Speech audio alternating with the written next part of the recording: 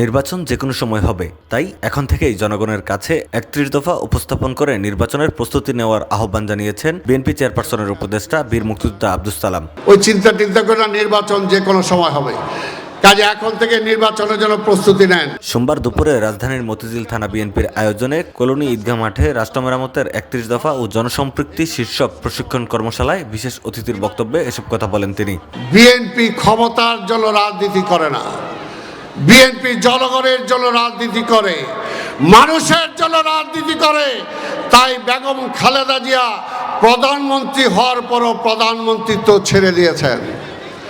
আওয়ামী লীগ বহুবার বলেছে স্বরাষ্ট্রমন্ত্রী সহ কয়টা মন্ত্রী চান নিয়ে নেন।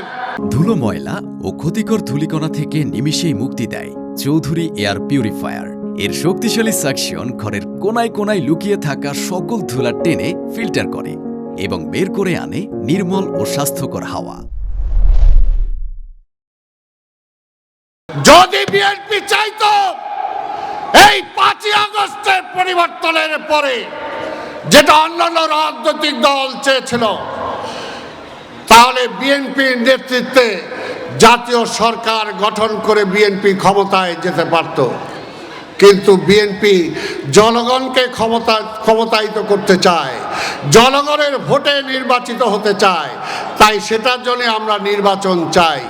যারা নির্বাচনে ভয় পায়, নিশ্চয়ই জনগণ তাদেরকে ভালোবাসে না। আর আমরা নির্বাচন চাই কারণ জনগণ আমাদের সাথে আছে। তিনি বলেন, বিএনপি একটি আদর্শের দল। সকল ষড়যন্ত্রকে ভেদ করে এদেশে গণতন্ত্র ফিরিয়ে দেওয়ার জন্য এবং স্বাধীনতাকে রক্ষা করার জন্যই বিএনপির জন্ম হয়েছে। যে পর্যন্ত মানুষের হারিয়ে যাওয়া ভোটের অধিকার, রাষ্ট্রের মালিকানা জনগণের কাছে ফিরিয়ে দিতে না পারবো, সেই পর্যন্ত আমাদের স্বাধীনতা অনিশ্চিত।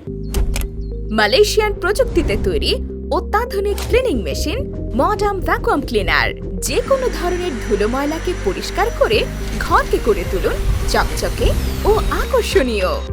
Modem, brand of luxury.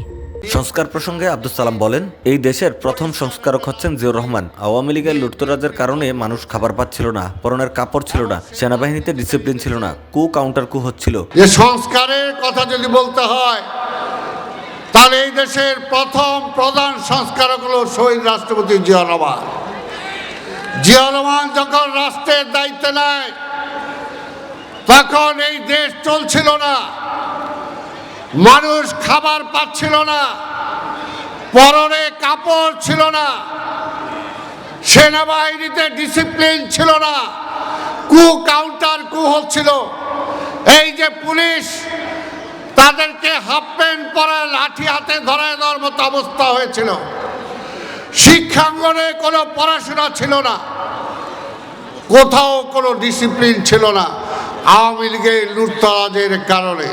তিনি বলেন, এখনো অনেকেই বলে নির্বাচন দিলে বিএনপি ক্ষমতায় চলে আসবে, তাই নির্বাচন যত পেছানো যায়। হাসিনাও বলতো নির্বাচন কার জন্য দিব, ওই তারেক এসে দেশ চালাবে সেটার জন্য। এখনো সেই ষড়যন্ত্র চলছে।